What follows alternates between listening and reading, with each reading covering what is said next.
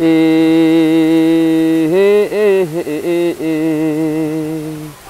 mga mamanwa, kakabanwahan,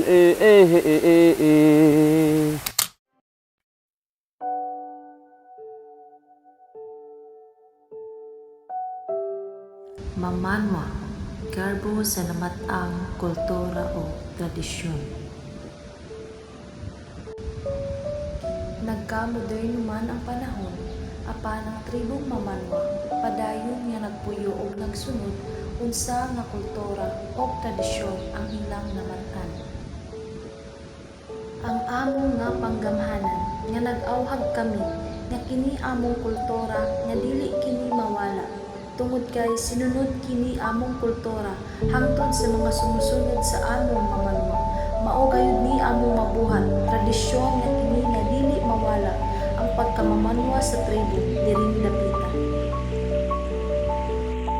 Ug bisan pa sa daghang kausaban sa kalibutan, ang tribong mamanwa nagpabilin nga lig-on sa ilang pagkatawo ug panunundon. Ang ilang mga ginikanan padayon nga nagpuno sa mga batan-on sa hustong pagrespeto sa kinaiyahan, sa ilang isigkatawo ug sa ilang mga katigulangan, pinaagi sa pagpanunod sa ilang mga sayaw, kanta ug mga ritual, ilang gipreserba ang kahulugan sa ilang pagkamamanwa.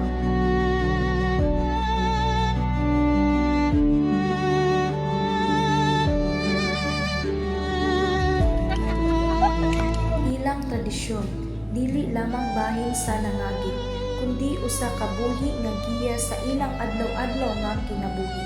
Sa matag gigayon nga sila magtigom o maghimo sa ilang mga kustumbre.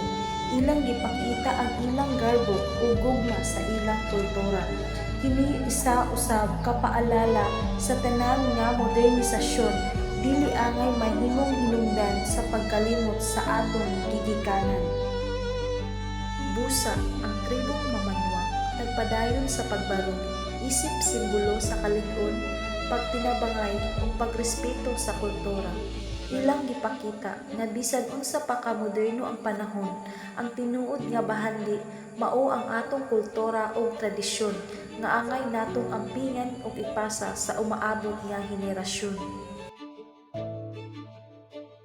Ug karon makita nato ang usa ka sayaw sa mamanwa nagapresentar kani og kaminyoon sa mamanwa, usa ka tradisyonal nga panakiusa sa lalaki ug sa babayi nga gipahigayon pinaagi sa ritual, bride, prince or inazo ug mga seremonya nga nagpakita sa respeto, panagiusa sa pamilya o kooperasyon.